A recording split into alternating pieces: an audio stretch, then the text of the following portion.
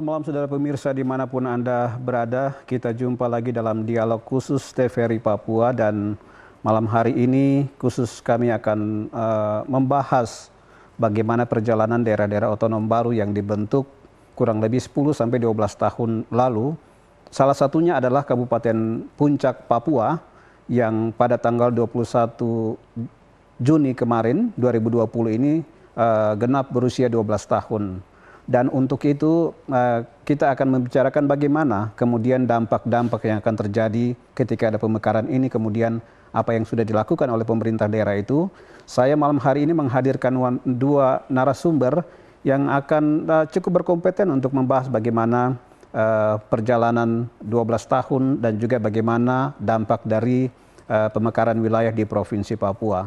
Yang pertama saya perkenalkan, dia adalah Bapak kita, Bapak Bupati Puncak, Bapak Willem Wandik, SE MSI. Selamat malam Pak Bupati. Selamat malam untuk pemirsa, ya, di mana saja berada. Ya. Dan yang kedua adalah Bapak Dr. Hans Kaiwai, SE MSc. Beliau adalah akademisi Uncen, tetapi juga sebagai Wakil Direktur Bidang Keuangan Pasca Sarjana di Uncen Jayapura. Selamat malam Pak. Selamat malam. Kabar baik ya? Baik. Baik, puji Tuhan. Iya, saya tadi sudah menyampaikan bahwa kita malam hari ini akan membahas bagaimana perjalanan 12 tahun Kabupaten Puncak sejak berdirinya 12 tahun lalu dan hari ini seperti apa. Saya akan langsung meminta penjelasan atau tanggapan dari Bupati kita, Bupati Puncak, Bapak Willem Wandik yang malam hari ini akan memberikan gambaran-gambaran terkait dengan pemekaran itu. Pak Bupati, di awal saya sudah katakan tadi bahwa ada dampak-dampak yang dirasakan ketika pemekaran ini terjadi di wilayah Provinsi Papua. Dan mungkin sebagai daerah yang juga merasakan itu sekaligus Bapak bisa menjelaskan sebagai Bupati apa sih yang terjadi ketika ada pemekaran ini dilakukan di Provinsi Papua. Ya, baik, terima kasih. Saya sedikit mengulas sedikit perjalanan kabupaten ini. Jadi pada saat itu kami ada di Kabupaten Puncak Jaya. Lalu pada saat itu ada kelompok mahasiswa dengan masyarakat di setempat menginginkan untuk ada pemekaran. Mengapa? Karena mereka berpikir jangka panjangnya. Ya, lalu pada saat itu Pak Dr. Lesar Maur, Pak Enoch Ibo, Bapak Lukas Enombe sebagai tim yang solid untuk proses pemekaran ini. Lalu saya masih ingat sekali pada saat itu di Provinsi Papua ini kan tidak mau ada pemekaran. Tapi saya lihat luar biasa itu Pak almarhum Japsalosa. Dia orang hebat, luar biasa. Beliau berpikir jangka panjang, berpikir yang visioner, sehingga pada saat itu sempat dibahas di Kabupaten Puncak Jaya pada saat itu. Lalu beliau menunggu kami. Beliau sampaikan begini, saya nunggu duta-duta dari Puncak Jaya. Lalu Bapak Lukas Enombe sebagai tim kami, lalu beliau ajak kami ketemu di ruang kantor gubernur. Beliau sampaikan begini, oke, saya hanya rekomendasi menyetujui pemekaran ini.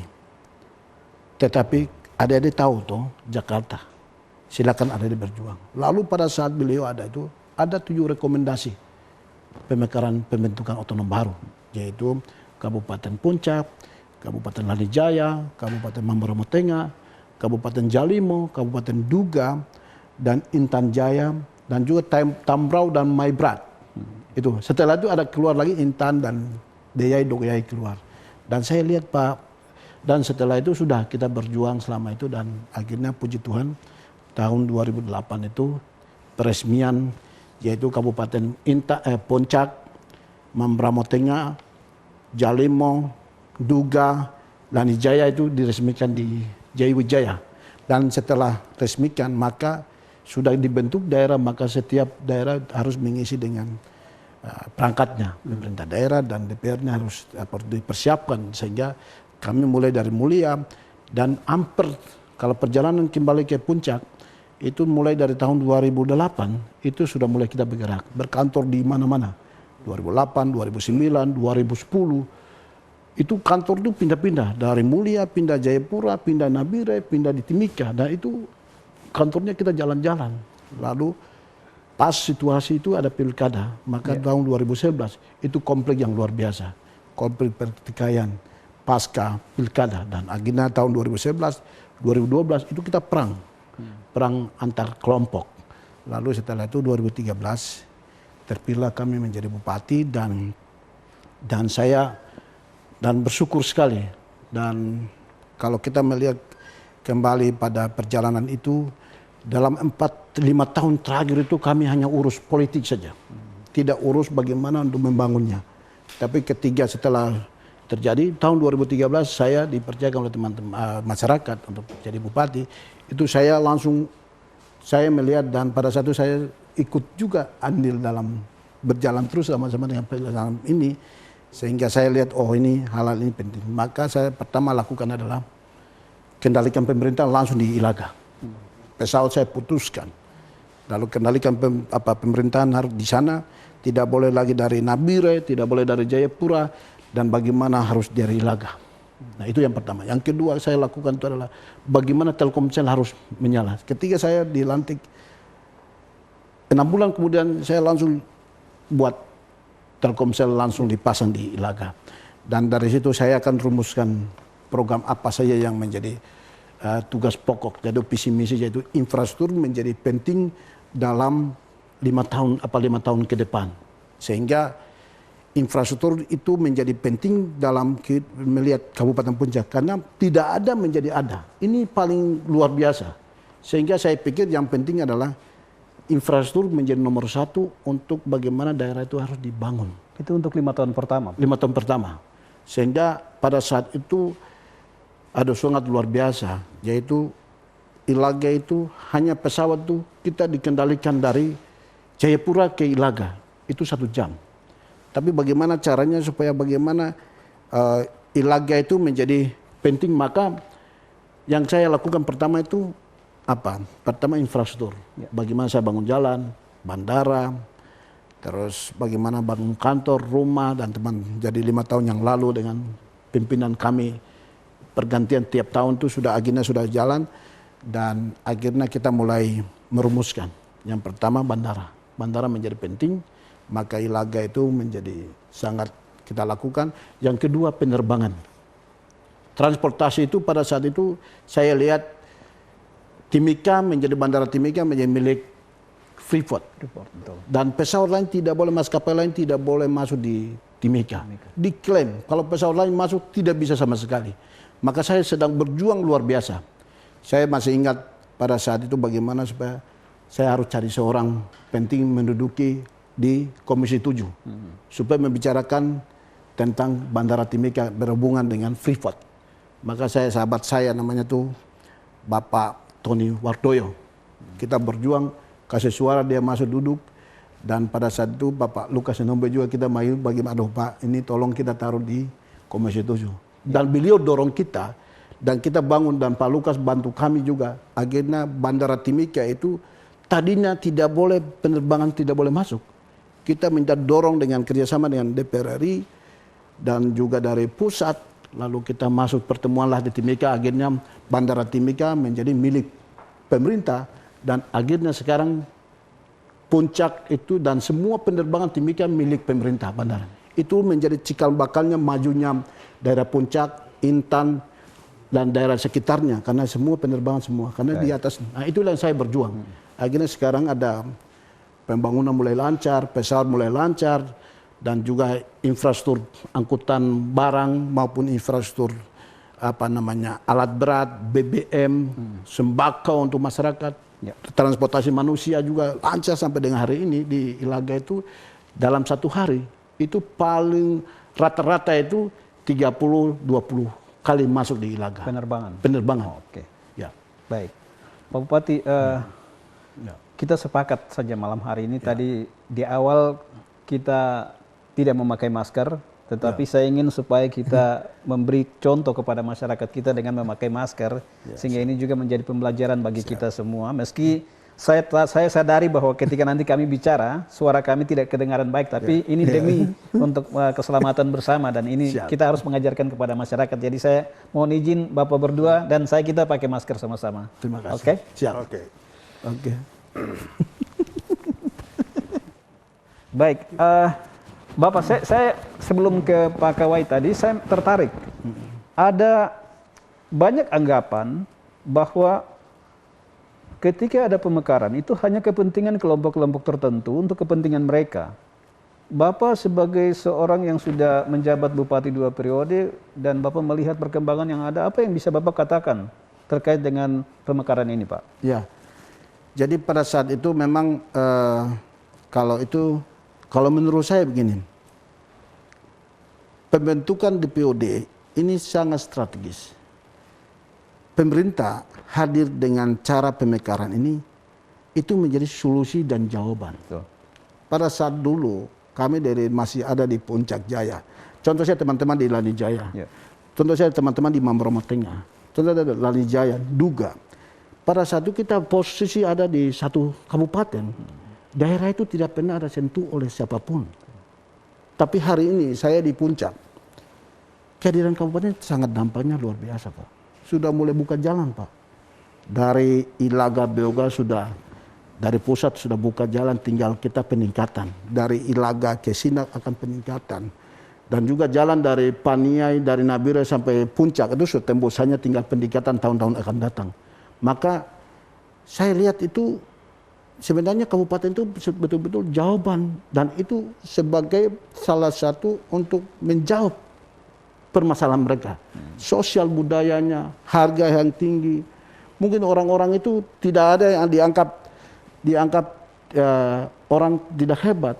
Tapi ketika hadir kabupaten, orang-orang yang tadinya tertenggelam dan mereka membangun orang mungkin di sekitar itu macam berapa suku, macam saya di Puncak. Tadinya saya kalau ada di Puncak Jaya, saya tidak ada apa-apa. Tapi dengan adanya kabupaten, mungkin hari ini saya jadi bupati. Mungkin orang tahu, oh Bupati Puncak itu dari asal Puncak, orang hebat. Dan mungkin adik-adik kami yang sudah sekolah mendapatkan kesempatan jadi kepala dinas, menjadi anggota DPR, dan mereka akan menjadi berinteraksi. Dan dampaknya luar biasa. Begitupun kesehatan. Sudah luar biasa, dokter banyak. Begitupun bandara. Tadinya dulu di Ilaga itu tidak pernah ada pesawat. Dalam 1 bulan 1 kali atau kapan. Tapi hari ini dampaknya luar biasa. Begitupun juga kami di Puncak, begitupun Duga, begitupun Lani Jaya juga. Mungkin saya lihat itu sudah bagus. Dari teman-teman dari Nabire sampai Nabire, Dogoyai, Deyai, Paniai, Intan Jaya. Ini luar biasa kehadiran kabupaten ini, ada titik-titik ini ada kabupaten. Dampak dari itu pemerintah hadir, infrastruktur. Nah contoh saja, saya masih kecil, Nabire, Ilaga dulu, saya masih dengar tahun-tahun berapa puluh tahun yang lalu itu. Tetapi dengan adanya kabupaten, hari ini saya masih bupati baru sampai di Ilaga. Kalau seandainya kalau tidak ada kabupaten, orang bilang apa gitu. Jadi ini dampak yang luar biasa. Oleh karena itu saya pikir, suka tidak suka, mau tidak mau, saya pikir pemekaran itu adalah solusi. Karena daerah ini daerah jauh. Masyarakat kita ini kan, masyarakat Papua ini kan pesisir pantai, di gunung, itu kan dia terpisah-pisah. Ketika ada pemekaran itu hadir, dia akan melihat masyarakatnya. Lalu dia akan punya tanggung jawab bagaimana menghubungkan jalan, buka jalan. Akhirnya dia ikuti jalan, pasti pertumbuhan ekonomi jalan, pendidikan juga jalan, guru juga ada di situ. Sehingga sama-sama bertumbuh dan berkembang. Saya kira itu. Jadi sangat positif sekali. Iya, itulah tadi testimoni dari Bapak Bupati sendiri terkait dengan apa dampak dari pemekaran itu bagi masyarakat di wilayah-wilayah yang memang selama ini tidak terjangkau seperti itu. Dan memang kita patut bersyukur ya. Sebab sampai dengan hari ini kita melihat bahwa pertumbuhan sumber daya manusia itu sudah mulai hampir merata. Saya ingin ke Pak Kawai ini terkait dengan dampak tadi. Tadi Pak Bupati sudah banyak menjelaskan tentang bagaimana perkembangan pertumbuhan ini di mana-mana.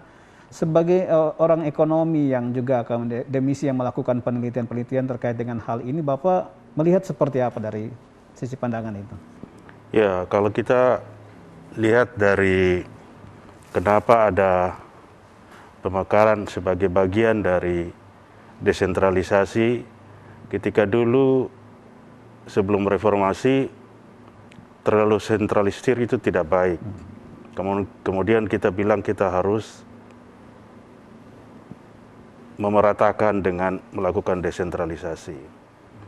Dalam rangka mengisi itu lalu pemekaran dilakukan. Kalau kita amati perkembangan daripada Papua secara keseluruhan, sekitar tahun 1970-an, 80-an, Papua itu dikenal sebagai high cost economy. Artinya Papua itu dikenal dengan ekonomi biaya tinggi karena memang banyak daerah terisolir, tidak bisa terhubung oleh transportasi laut, transportasi darat, dan hanya satu-satunya adalah dengan pesawat udara. Tetapi ketika terjadi pemekaran, kemudian daerah-daerah, khususnya di daerah-daerah pedalaman Papua, termasuk Puncak, itu mengalami perubahan dari sisi aksibilitas. Ekonomi tidak akan terbangun dengan baik kalau satu daerah tidak memiliki akses, terutama akses untuk mobilitas manusia dan akses untuk mobilitas barang dan jasa. Nah, saya pikir kalau kita lihat dari sisi perubahan yang sementara terjadi akibat daerah-daerah itu telah membangun satu daerah yang satu dengan yang lain akan bisa terhubung, internal di daerah itu sendiri antar distrik bisa terhubung, maka ketika ada satu pusat pelayanan pemerintahan, ketika ada satu pusat pelayanan ekonomi, pasar yang terbangun, atau ketika ada pusat pelayanan bisnis, maka dampak ekonominya akan terjadi. Dampak ekonomi yang akan terjadi di daerah-daerah yang terisolasi itu adalah unit cost dari pelayanan itu akan menurun. Sehingga pelayanan itu akan menjadi optimal, sehingga potensi sumber daya yang dimiliki oleh daerah, terus istimewa APBD-nya, itu akan bisa memberikan dampak yang semakin besar. Artinya, kemahalan-kemahalan ini harus bisa teratasi dengan terbangunnya sarana infrastruktur, jalan, jembatan, sarana komunikasi, terus listrik, air, dan sebagainya, yang semua itu mendukung. Yang pertama adalah pelayanan pemerintah kepada masyarakat. Yang kedua adalah peluang-peluang ekonomi yang tercipta oleh karena semakin terbukanya akses transportasi, komunikasi. Dengan demikian, maka tidak bisa begitu saja terjadi. Semua ini membutuhkan satu leader kepemimpinan yang inovatif, karena membutuhkan terobosan-terobosan. Daerah-daerah di pedalaman Papua ini itu tidak sama seperti daerah-daerah yang ada di Jawa, yang sejak zaman Belanda itu secara infrastruktur jalan itu sudah terbangun. Di sini belum. Sehingga membutuhkan terobosan yang luar biasa. Terobosan yang luar biasa itu bisa memberi dampak kalau mereka kreatif. Artinya, karena potensi APBD yang sangat terbatas, tidak bisa mengharapkan itu untuk membangun, harus menggunakan berbagai cara untuk nanti bisa menggunakan potensi yang ada pada level pemerintahan yang lebih tinggi, baik di provinsi atau di pusat sekalipun. Sehingga terobosan-terobosan itu harus dilakukan. Kalau tidak, mereka akan sangat terbatas perubahannya. Sejauh ini dari pandangan Bapak terkait dengan apa yang sudah terjadi ini seperti apa? Saya melihat kalau kasus Kabupaten Puncak, ya, ketika beberapa kali saya ke sana dan melihat perkembangan yang terjadi, sebenarnya terobosan yang dilakukan dalam 2 periode kepemimpinan, kan beliau ini mulai menjabat ketika tahun 2013 sampai 2018. Setelah 2018, terpilih kembali 2018, kemudian nanti sampai 2023.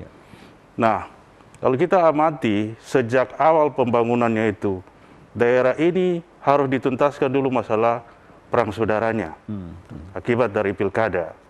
Baru pembangunan mulai dihandle dengan baik ketika membuat RPJMD atau desain perencanaan pembangunannya, apa yang dibuat dengan prioritas-prioritasnya seperti apa, anggarannya disiapkan, baru pembangunan mulai berjalan secara bertahap.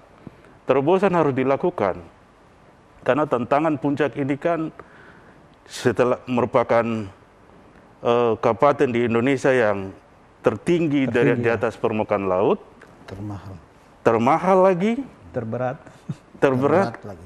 pokoknya yang terter ada di sana. Sehingga belum lagi gangguan keamanan, Pak. ya, belum lagi gangguan keamanan. Ya. Sehingga kalau pemimpinnya tidak memiliki inovasi dan terobosan, saya pikir ini baru 2 tahun, baru 10 tahun hitungannya. Umurnya baru 12 tahun kabupaten ini. Tapi perubahannya sudah sangat cepat. Artinya, apalagi terakhir kemarin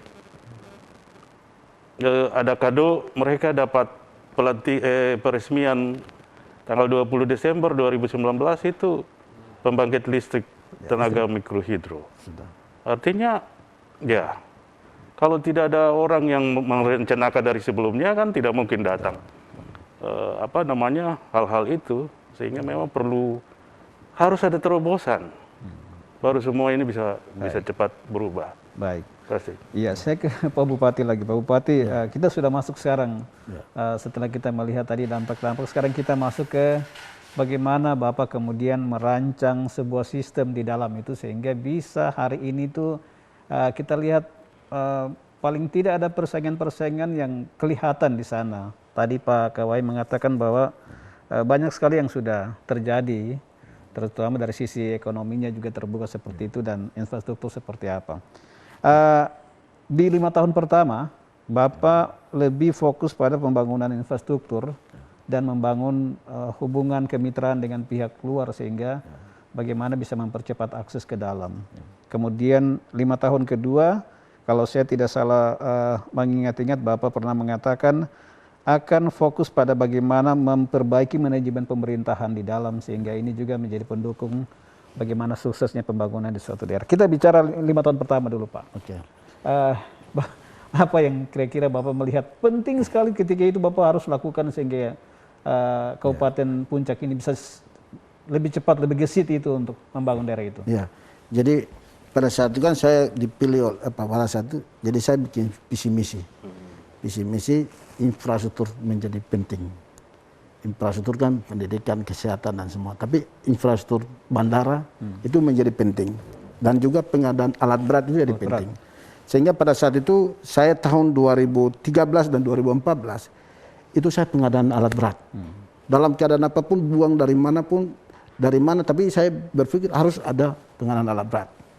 Dan hari itu 2 tahun terakhir itu saya melakukan mobilisasi alat berat. Turun di Sinak, turun di Bioga, turun di Ilaga. Saya kumpulkan alat berat dulu.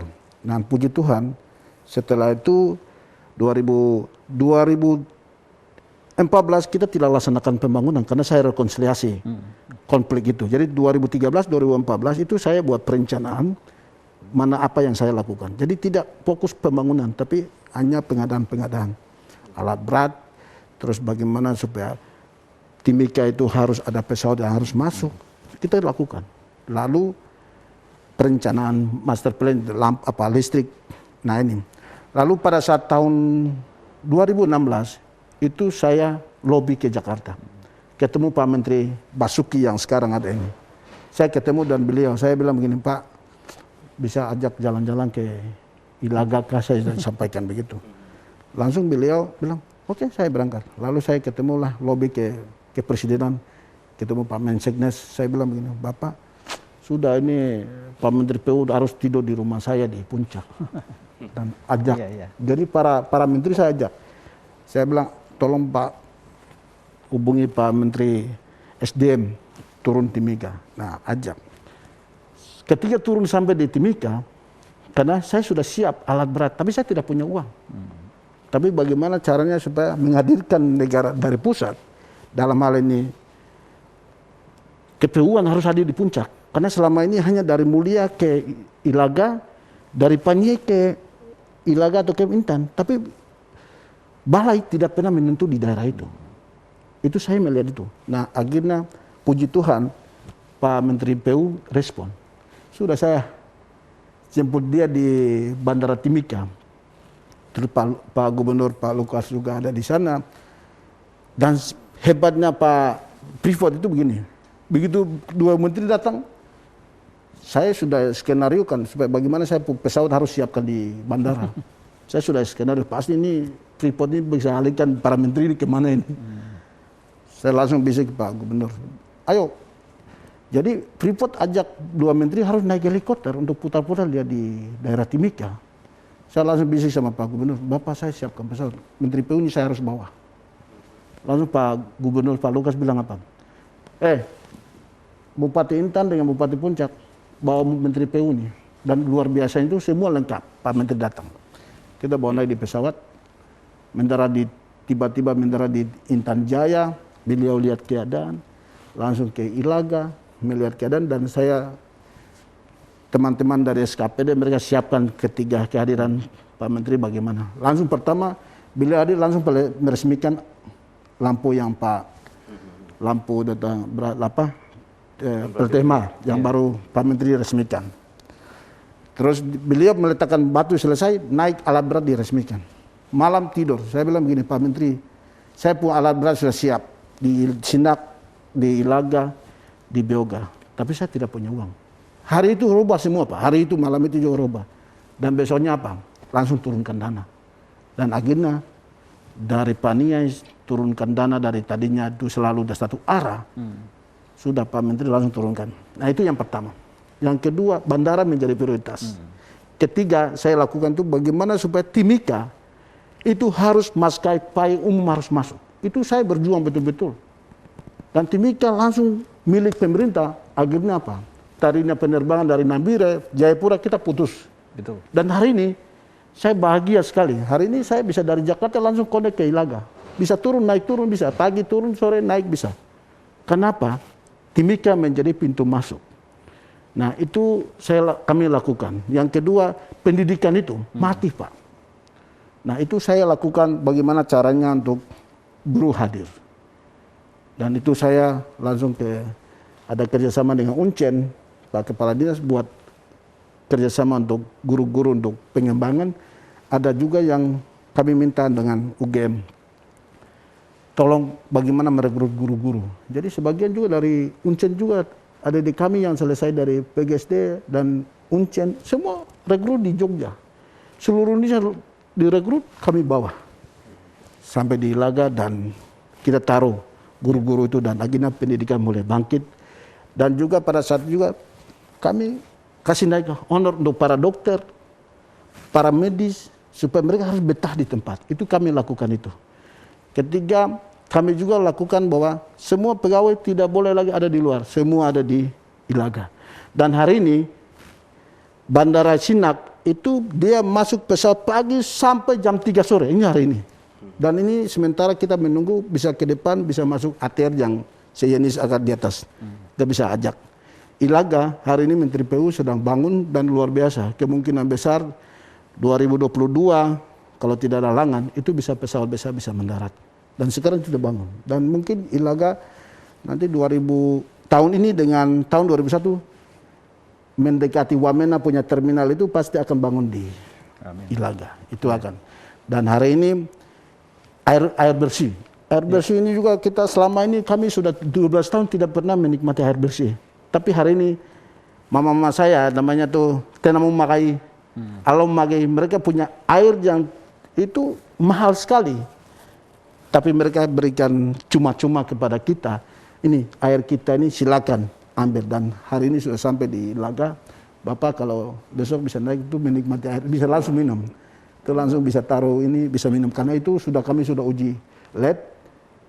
Dan pada saat itu saya waktu Bapeda, coba air ini coba di Aqua kalah sebelum proses. Ada proses saja sudah luar biasa. Dan ada rencana kita ke depan, mungkin hari ini kita selama ini beli Aqua dengan harga 25.000 sampai 30.000. Mungkin kemungkinan besar kalau kita resmikan, Aqua tidak lagi berjual di Ilaga, tidak hentikan karena kita konsumsi air kita sendiri. Itu yang kita lakukan dan ada terobosan lain. Yang kedua, itu masalah harga itu tertinggi. Bagaimana kita harus turunkan harga? ini jadi pikiran. Maka saya dengan teman-teman rancang kita harus bangun grosir di Ilaga, Beoga, Sinak, sementara monopoli sedikit dulu supaya mengimbangi dengan pasar umum, pasar yang ada di pedagang-pedagang lain. Sehingga Ilaga tadinya dia monopoli oleh tingkat bawah dan akhirnya kita sudah bangun. Sekarang pasar mengikuti kita dan harga sudah turun. Dan juga sampai hari ini harga 1 kilo, mungkin saya mau sedikit menjelaskan sedikit bahwa 1 kilo untuk aspal itu 10 miliar. 1 kilo harga kita di atas. Kalau bukan baru 1 kilo itu 5 miliar. Itu yang kita, iya bangunan ini. Setiap tahun kita lakukan itu. Nah, sekarang penerbangan masih tetap tadinya 40 miliar, turun 30. Sekarang ini karena pesawat semakin banyak, dia paling tertinggi itu 24. Paling rendah bersaing, kalau normal, dia kadang-kadang 22 juta. Tadi dulunya itu 26, 30, 28, 30. Tapi akhirnya akibat dari maskapai ini, akhirnya dia turun. Maka charter pesawatnya tadi dulunya. Dan juga kita upayakan mulai sekarang tuh subsidi sudah mulai masuk pemerintah pusat. Subsidi kargo, subsidi penumpang, dan ada rencana kita tahun ke depan ini kita jual barang-barang bangunan itu akan dijual oleh pemerintah, lalu masyarakat bisa beli dari atas dengan harga yang ada di Timika. Dan ini sedang kita upayakan. Jadi ini upaya pemerintah untuk bagaimana supaya harga yang tadi Pak Dekan ya sampaikan tadi bahwa kos paling tertinggi, tetapi upaya pemerintah kita harus kerja keras bagaimana menolong dengan masyarakat itu harus bagaimana minimalkan harga. Maka apa yang kami harus lakukan dan akhirnya hari ini sudah menikmati. Apalagi kalau bus ke depan Sinak bisa masuk penerbangan besar, Ilaga kan 2022 pesawat itu besar akan mendarat, maka harga yang tadinya tertinggi dia akan turun.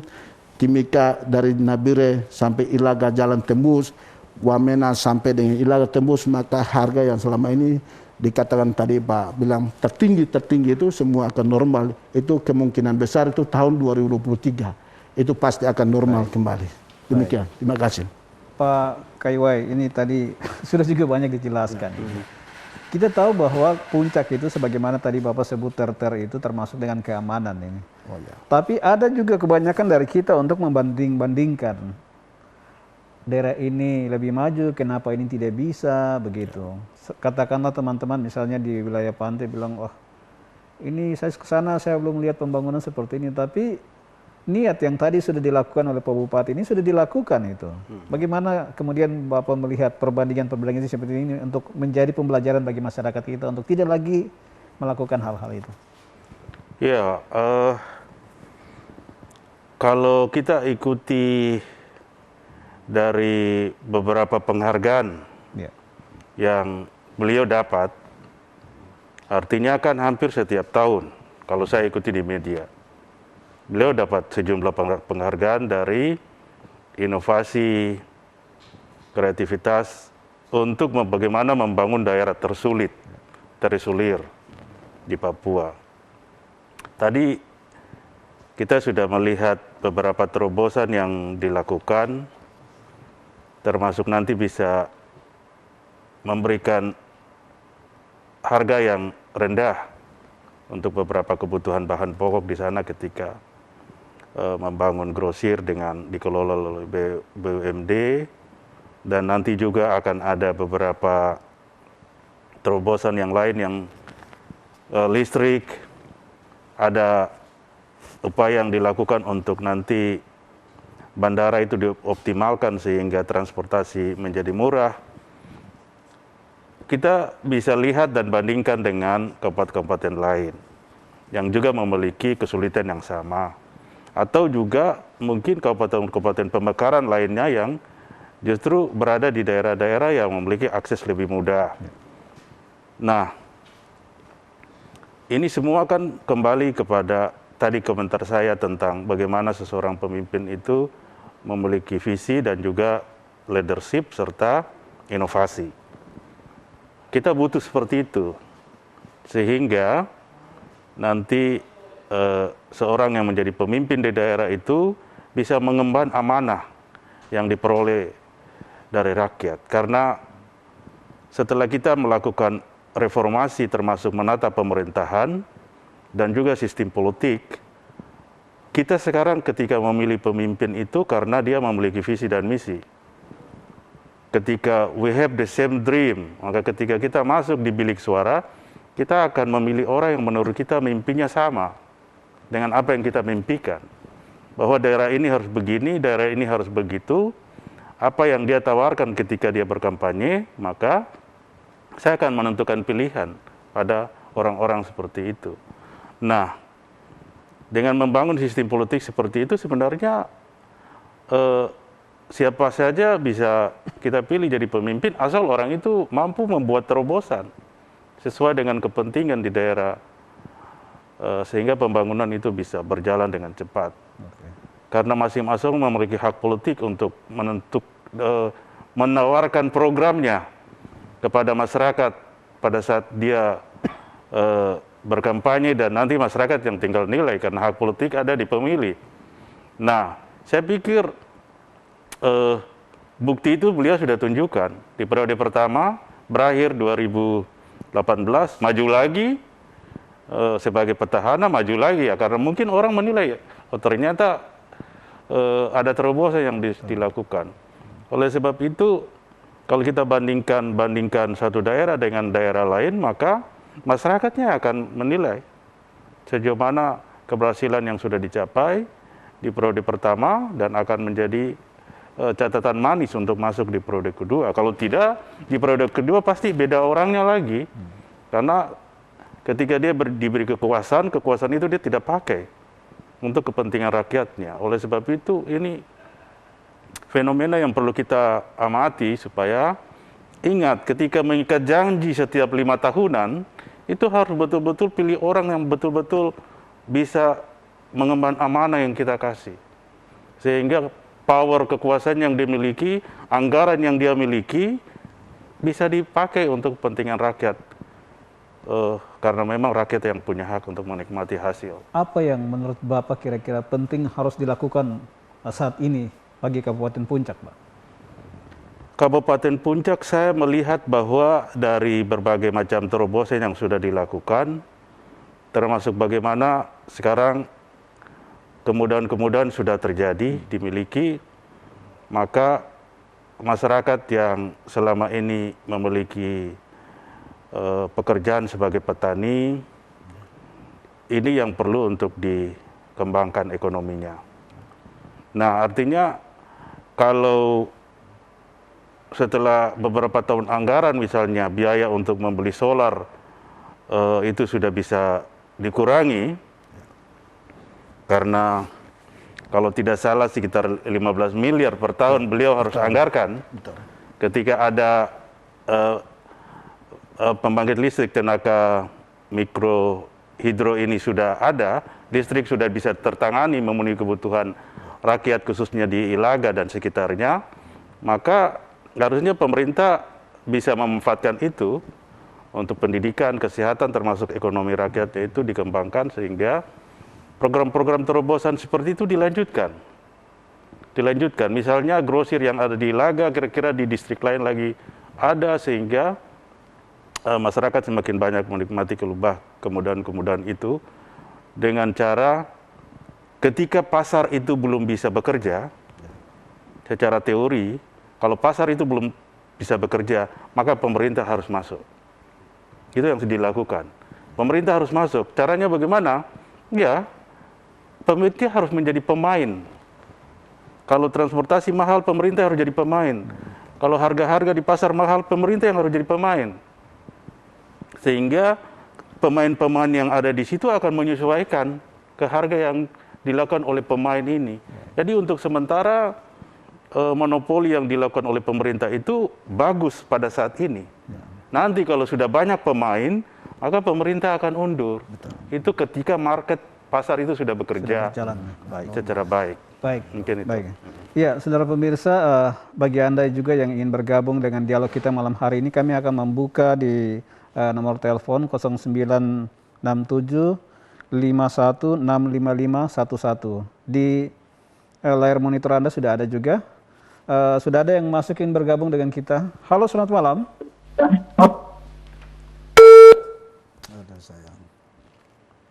Oh ya, nampaknya terputus. Saya kembali ke Pak Bupati ini. Pak Bupati, tadi kita sudah bicara tentang bagaimana tahap pertama sudah maju dengan infrastruktur dan segala macamnya itu. Kemudian sekarang yang kedua adalah bagaimana perbaikan manajemen pemerintahan. Namun sebelum Bapak menjawab ini, ada telepon yang ingin kita jawab bersama. Halo, selamat malam. Halo, selamat malam. Iya, selamat malam. Dengan Bapak siapa, dari mana? Dengan Pak Ferry dari Wamena. Pak siapa? Pak Ferry. Oh, Pak Ferry dari Wamena. Silakan Pak Ferry. Singkat ya, Pak Ferry. Ya, singkat. Silakan. Terima kasih. Selamat malam Pak Bupati, Pak Wandi. Selamat malam, saudaraku. Hormat. Sangat luar biasa apa yang Bapak buat. Ya, terima kasih. Cuman kami sesalkan itu kalau boleh, dari provinsi sampai kabupaten kota yang ada di Provinsi Papua ini, kita lihat pembangunannya itu tidak nampak. Tapi selalu kita dapat WTP. Kemudian dana otonomi khususnya dikemanakan. Baik. Terus dulu Pak Barnabas Yadi pernah katakan, dana otonomi ini kalau kita bagikan ke per kakak satu provinsi Papua ini, bisa dapat 3 juta per bulan. Nah, ini dana dikemanakan? Oke. Karena tidak ada pembangunan. Terima kasih Pak Ferry. Terima kasih, Ferry dari selamat malam. Wamena. Iya, terima kasih. Iya, ini menarik memang pertanyaan Pak Ferry ini menjadi pertanyaan banyak kalangan seperti itu. Karena kita bukan pemain sebenarnya, kita hanya penonton. Seperti itu. Saya berpikir seperti itu. Ketika kita sebagai penonton, kita banyak berpikir yang di luar dari apa yang bisa kita jangkau. Tetapi ketika kita masuk sebagai pemain, terasa sangat sulit. Bapak bisa tanggapi ini seperti apa? Karena ini Masalah tadi ada otsus. tidak nampak, otsus tidak kelihatan seperti itu, Pak. Nanti Bapak akan sampaikan lagi pengamat juga jadi. Ya, baik. Ya, memang dana otsus ini kan sebenarnya itu Pak Gubernur juga punya keinginan untuk mau bagi-bagi juga. Para bupati juga mau bagi, ini haknya orang Papua. Tetapi ada yang undang-undang ini kan memberikan satu ruang yang berikan kepada kita itu adalah boleh yang bisa bangun itu adalah hanya pendidikan 30%, kesehatan 15%, ekonomi 10% dan lain-lain. Itulah yang membatasi kita sehingga jadi agak sedikit ya itu. Sebenarnya dana otsus ini untuk orang Papua punya, rakyat punya. Sebenarnya ada kerinduan. Saya sempat ada wacana yang dibuka oleh Bapak Lukas. Itu sudah pernah sampaikan kepada Bapak Arisoi pada saat itu. Saya masih ingat. Aduh, coba Pak Arisoi coba hitung orang Papua ini dulu dong. Bagaimana supaya kita memberikan uang langsung, BLT langsung kepada orang Papua supaya uang ini harus memiliki. Pernah suruh itu. Memang dapat ide yang tadi itu betul dapat. Nah ini kan menjadi penting juga. Kami semua para bupati keinginan juga dana otsus ini. Tapi untuk dana otsus sudah berhasil. Sudah menjalani 20 tahun, mau menjalan 21 tahun ini saya pikir sudah berhasil. Bangunan fisik sudah jalan. Bangunan puskesmas sudah jalan. Nah sekarang manusia orang Papuanya ini yang perlu dipikirkan. Maka saya hanya pesan begini. Sekarang kan berakhir. Otsus kita ini mau berakhir ini. Ini bulan berapa ini? 2020 ya. Bulan 6 ya. Iya. Nanti tinggal 6 bulan lagi. Berarti kan sudah masuk di tahun 2021. 2021. Nah hari ini kan kita tidak bicara masalah otsus. Bagaimana kita mau otsus? Sementara agenda balik di DPR RI itu berbicara tentang apa? Pembahasan otsus. Nah mungkin hari ini mungkin Pak Akademisi Uncen sebagai pelaku penyusun otsus bagaimana ini saya kami ini kan pelaku jadi. Betul. Ya saya setuju tapi kan kitanya menunggu. Oke lah ini kan berakhir. Jadi saya pikir ini kesempatan, terima kasih untuk pertanyaan itu. Saya pikir teman-teman bapak-bapak DPR Provinsi Papua dan DPR provinsi seperti apa sih? Ini tinggal 6 bulan. Ini jadi perlu mungkin Pak. Ya saya kira itu. Ya silakan Bapak. Ini pelaku penyusun rancang otsus jadi coba silakan dulu. Kita ini pelaku menikmati jadi. Terima kasih. Saya pikir memang apa yang ditanyakan ini kan ada hubungannya dengan akuntabilitas dari pemanfaatan dana otsus itu sendiri. Karena memang sesuai dengan Undang-Undang 21 2021 di pasal 34, kan dana otsus ini kan ada dua, yaitu 2% setara DAU nasional dan dana tambahan infrastruktur. Yang menurut pasal 34 itu ada jangka waktu Papua dapat sampai dengan 2021. Sementara kelanjutan dari implementasi autonomous khusus ini sendiri akan dilakukan setelah Undang-Undang 21 itu dilakukan penyempurnaan. Penyempurnaan. Kalau dulu penyempurnaan ketika itu Pak Lukas NMB mau menyampaikan ke pusat yang kita kenal ya dengan nama Otsus Plus itu tidak bisa dituntaskan, dan saat ini di prolegnas itu revisi dari Undang-Undang 21 ini sudah masuk dan dibahas untuk nanti diimplementasikan, sehingga kalau saya amati di DPRP juga sementara dibentuk Pokja yang pansus yang nanti fokus membawa aspirasi-aspirasi daerah kira-kira seperti apa, sehingga ketika revisi Undang-Undang 21 ini dilakukan, kepentingan orang Papua dimasukkan di dalam substansi daripada itu. Dan memang banyak orang yang bertanya, kenapa daerah dalam mengelola dana otsus ini tidak bisa terpisah? Memang tidak bisa terpisah karena kita kan mengatur terkerangkeng oleh undang-undang dan aturan-aturan, dari aturan-aturan perencanaan dan aturan penganggaran, sehingga APBD itu tidak bisa dipisahkan. Ini hanya otsus sendiri, DAU, DAK, dan komponen-komponen pendapatan asli daerah sendiri, semua harus masuk. Baru direncanakan dalam satu desain perencanaan seperti apa, dan membagi langsung kepada masyarakat dengan 3 juta per bulan, bagaimanapun tidak bisa, harus ada programnya, entah itu bantuan langsung tunai atau program apa sehingga bisa dirasakan. Kalau kita amati di pemerintah provinsi sekarang kan ada program yang namanya Bangga Papua.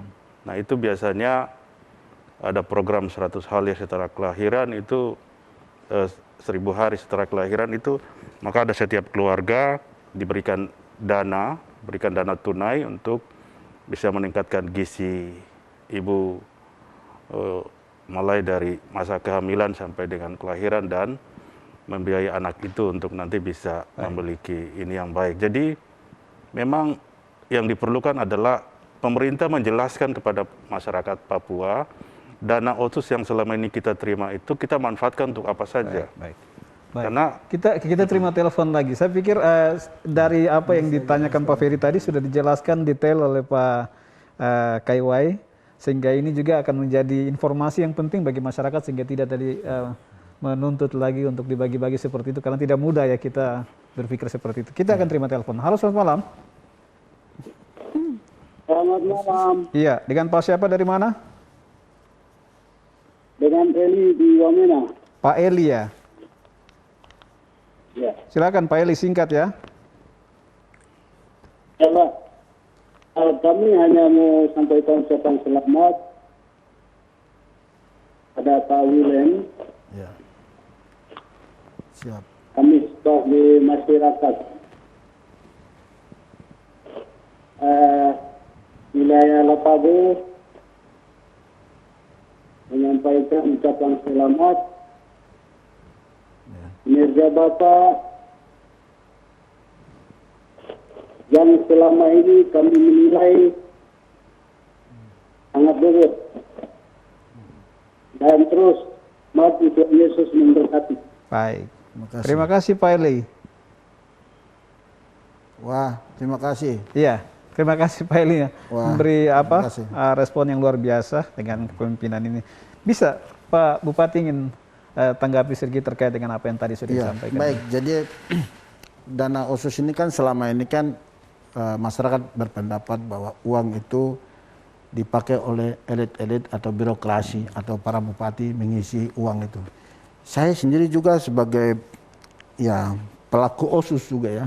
Kami waktu itu mahasiswa kami dorong barang ini. Akhirnya melahirkan OSUS. Jadi saya sering kasih tahu teman-teman di dinas, uang ini uang darah, kamu jangan pakai sembarang-sembarang ya. Saya sering agak sedikit keras. Kamu buat yang terbaik. Setelah saya bahas ternyata uang ini saya mau kasih tahu para orang Papua di seluruh Papua dan Papua Barat. Uang itu orang bilang, ini sudah masuk di kantung orang pejabat. Saya bilang, itu salah. Sangat salah benar. Itu saya mau bilang, itu tidak benar. Yang selama ini kami itu begini, 30% itu pendidikan. Maka pendidikan itu kita susun. Bangun fisik apa? Lalu kita menyusun. Begitu pun juga kesehatan. Puskesmas apa yang beli, obat apa yang beli. Nah itu ada berapa persen. Nah ada juga yang seperti kami di Puncak itu kan, contoh untuk honor-honor hamba Tuhan. Dan juga kita juga siapkan untuk beasiswa untuk seluruh mahasiswa itu per bulan tuh hanya itu kita diakomodir. Lalu kita konsultasi di Provinsi Papua. Lalu di luar dari itu tidak boleh. Dan uang itu harus habis. Dan selama ini orang bilang, aduh. Bahkan juga teman-teman dari Jakarta juga bilang, orang OSUS itu kamu orang pejabat yang makan. Saya bilang, saya makan apa ya uang ini? Saya jadi pusing juga. Karena uang ini tidak menjadi kegiatan uang ini. Bukan uang ini untuk buat kegiatan lalu masuk kantong. Tidak ada. Karena uang itu sudah bentuk kegiatan. Sudah harus kegiatan. Nah inilah yang mungkin kita juga belum pernah kasih tahu kepada masyarakat Papua bahwa uang ini begini loh. Ini yang belum pernah kita kasih tahu. Sehingga orang anggap bahwa dana OSUS ini jadi bahan politik. Anggap tidak berhasil. Saya pikir OSUS ini sudah berhasil. Baik. Sudah berhasil bangun fisik, obat, pengadaan obat, semua. Tapi karena kami kurang memberitahu bahwa ini sumbernya uang ini loh dari OSUS ini, sekian loh, bangun jalan sekian loh, sekian kilo loh. Ini yang kita belum pernah melakukan, menyampaikan, sehingga orang anggap bahwa kami pejabat Provinsi Papua dengan para bupati dan para Wali kota. SKPD di daerah yang makan. Tapi saya mau kasih tahu hari ini, kami tidak makan uang itu. Kami sudah buat sesuai dengan fisik yang ada. Mungkin salah gunakan, mungkin bisa kita bilang korupsi. Tapi kita lakukan. Karena itu proses, mekanisme ada proses. Diktasi, ya seperti itu. Terima kasih. Bupati kita kembali ke 12 tahun Puncak ini. Tadi saya sebutkan 5 tahun pertama infrastruktur, kemudian sekarang 5 tahun kedua adalah perbaikan manajemen di tubuh pemerintahan.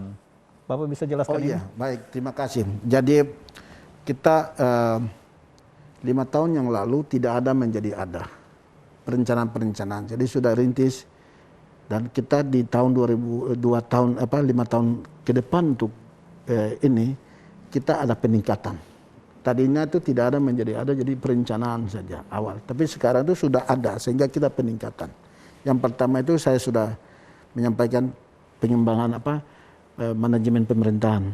Pegawainya diperbaiki, kalau kepala dinasnya ini kita ganti atau seperti apa. Dan bagaimana mereka harus kerja keras, terus ada di tempat. Nah itu yang kita lakukan. Yang kedua kita mengelola juga masyarakat dengan keamanan. Itu menjadi sangat penting bagi kita. Kalau keamanan itu aman, maka daerah itu pasti pembangunan akan jalan. Sesuai dengan perencanaan pasti jalan. Saya pikir yang satu yang dalam 5 tahun yang lalu itu saya lakukan itu ada satu. Contoh di Mulia, Puncak Jaya, dalam arti mulia dengan sinak. Ini kan hanya tidak salah itu ya 15 kilo. Itu 15 tahun. Tidak pernah tembus-tembus. Karena terjadi di daerah Jambi itu menjadi daerah rawan, daerah konflik. Tapi ketika kami hadir, bagaimana orang-orang yang ada yang bisa jadi konflik, kita ambil dan kumpulkan di Sinak. Dan akhirnya sekarang 3 bulan langsung tembus. Itu karena apa? Pendekatan kami dengan teman-teman kami, saudara-saudara kami, mari kita, ini penting loh. Kita sambil ini jalan baru bisa. Dan juga teman-teman kami di Ilaga datang, kami bilang, teman-teman dari TPNOPM dengan TNI Polri, mari kita kerjasama. Mereka juga orang Indonesia juga. Kenapa harus kita musuhi dengan mereka? Mari, kalau ada kebutuhan ya komunikasilah. Kita jalan, karena mereka Indonesia. Mereka juga bagian dari rakyat juga, bagian dari mereka ini perlu diperhatikan. Nah akhirnya bersyukur kita jaga komunikasi antara TNI Polri, terus Kapolsek, terus dengan teman-teman dari luar datang, kita jalan komunikasi. Tapi kadang-kadang yang menjadi masalah konflik itu kan tiba-tiba datang bikin kacau. Nah itu yang jadi kita jadi aduh, kita sudah komunikasi bagus, kita makan sama-sama kok bisa jadi situasi jadi kabur. Wah, akhirnya situasi jadi berubah. Nah ini yang mungkin saya harap ke depan itu orang Papua ini punya budaya. Papua ini punya tata krama. Papua ini punya hati. Maka perlu dengan pendekatan sosial budaya itu jauh lebih bagus daripada kita gunakan. Karena orang Papua ini punya gaya hidup kan begitu. Mau ribut, ribut di situ. Jangan asal kita jangan korek mereka. Itu yang paling penting. Orang Papua gaya hidup begitu. Lebih baik kita apa yang mereka buat ya kita jaga, lindungi mereka. Nah itu mungkin hal-hal yang kita lakukan. Itu hanya konteks yang lain ya. Tapi konteks yang lain ya kita, kalau saya harap Papua ini pasti berbagai-bagai suku, berbagai budaya, baik itu pesisir pantai, gunung, lembah, ini kan pasti semua punya gaya hidup, gaya budaya kan beda. Maka kita yang baru masuk itu harus minimal, harus betul-betul menguasai dan memahami lalu setelah itu bertindak. Jangan asal kita cepat bertindak. Nah disitulah yang terjadi masalah. Seperti saya di Puncak, 5 tahun pertama, 2008, 2009, 2010, 2011, itu karena kami itu kan anggap pikir orang dari Damal yang ada di Puncak itu kan orang nggak biasa-biasa. Padahal orang ini kalau orang itu tidak bagus, dia pecah. Dia akan baku hantam, baku perang. Maka kita punya tanggung jawab ke depan di Papua pada umumnya maupun juga di daerah khusus masing-masing. Seperti masuk di Nduga. Nduga itu juga punya budaya, karakteristik perilaku, maka harus ada punya pandangan yang positif, harus menguasai dulu baru bertindak. Jangan asal babi buta. Nah ini juga tidak boleh. Begitu. Sehingga daerah itu aman. Ya. Kita punya waktu sudah di penghujung. Saya akan mengakhiri ini, tapi saya minta dulu Pak, dari Pak Kaiwai dulu sebagai closing statement kita di malam hari ini, Pak Kaiwai bisa memberikan sebuah arahan semacam itu kepada masyarakat kita maupun kepada pemerintah agar ini apa yang sudah dilakukan ini benar-benar memberi manfaat yang baik bagi masyarakat kita ini. Silakan Pak. Ya, yang pertama berkaitan dengan kehadiran negara dan kehadiran pemerintah. Ini semua dimaksudkan untuk bagaimana ada layanan publik. Ya. Layanan publik ini untuk memenuhi kebutuhan masyarakat yang ada di wilayah itu. Dengan cara apa? Dengan cara membangun.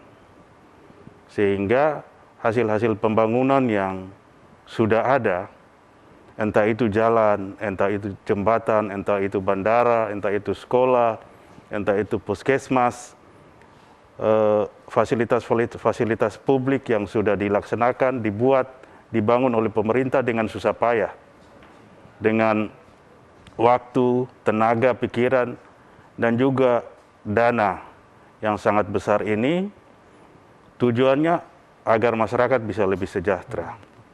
Oleh sebab itu, masyarakat harus merasakan dan memiliki. Orang kalau merasakan itu sebagai miliknya, maka dia pasti akan mempunyai rasa tanggung jawab. Sehingga memelihara semua aset-aset yang ada, yang telah dibangun dengan susah payah ini, sehingga bisa dinikmati tidak hanya generasi sekarang ini, tetapi kepada generasi-generasi berikutnya. Karena kita harapkan generasi yang sekarang ini kurang bisa memberikan sesuatu yang lebih baik kepada generasi yang akan datang. Baik. Saya pikir begitu. Baik. Pak Bupati, closing statement, mimpi besar apa yang ingin Bapak wujudkan ketika sudah ada di 12 tahun, kemudian sisa berapa tahun ke depan akan Bapak wujudkan? Ya, pertama itu saya berterima kasih kepada pemerintah pusat melihat daerah-daerah yang perlu dibangun dengan cara pemekaran itu. Jadi saya banyak terima kasih karena pemekaran ini membuat saya juga jadi bupati. Daerah saya sudah buka dan daerah-daerah yang sulit dijangkau tapi dengan kehadiran kabupaten ini berbentuk sebagai tanggung jawab negara hadir. Sehingga seperti apa yang disampaikan beliau. Jadi saya pikir positif sekali. Dengan adanya, maka mari saya mau ajak kepada masyarakat Puncak, mari kita jaga rumah kita ini dengan baik. Dorong pemerintah, jaga pemerintah, berikan masukan yang baik, jaga keamanan itu baik, karena rumah kita itu tidak ada orang lain yang akan datang. Pemerintah ini sebagai jawaban. Dari gereja, tolong berdoa untuk pemerintah ini, sehingga kebutuhan-kebutuhan, kesulitan-kesulitan, infrastruktur, pendidikan, kesehatan akan bisa menjawab. Oleh karena itu, saya bangga kalau daerah saya sudah mulai sedikit terbuka. Mudah-mudahan doa saya, suatu saat dari Ilaga, bisa saya mau pakai mobil sampai di Timika. Itu yang mimpi saya sampai hari ini. Bagaimana sampai dari Ilaga, Graceberg, Timika. Itu sampai hari ini saya berjuang terus, karena kalau dari saya pakai mobil terus sampai Wamena cukup jauh. Dari sini sampai bawa mobil sampai di Nabire cukup jauh. Bagaimana supaya saya harus ingin punya mobil sendiri, bisa pagi turun di Timika, sore 1 jam turun. Itu yang mimpi saya yang sebentar ada, dan saya sudah berjuang. Terima kasih. Ya. Baik. Iya, saudara pemirsa, itulah tadi bincang-bincang saya dengan Bupati Puncak, Bapak Willem Wandik, dan juga pengamat ekonomi, tetapi juga Wakil Direktur Bidang Keuangan di Uncen Jayapura, Bapak Dr. Hans Kaiwai. Saya mengucapkan terima kasih untuk kehadiran di studio yang sudah bersama-sama kita membahas bagaimana 12 tahun Puncak ini. Kita semua berharap apa yang disampaikan tadi, kita semua berharap ini bisa diwujud nyatakan, sehingga masyarakat Puncak juga bisa merasakan apa yang dirasakan saudara-saudaranya di wilayah pesisir maupun di tempat-tempat lain yang sudah maju seperti itu. Karena kita tidak bisa pungkiri juga bahwa karakteristik ini menjadi salah satu yang juga menjadi pergumulan semua pemerintah di wilayah Papua untuk bagaimana sama-sama memacu pertumbuhan di daerah masing-masing. Saya atas nama seluruh kerabat kerja di TVRI Papua menyampaikan selamat ulang tahun ke-12 untuk pemerintah dan Kabupaten Puncak, dan demikian perbincangan kita di malam hari ini, semoga bermanfaat bagi kita semua. Demikian dan sampai jumpa.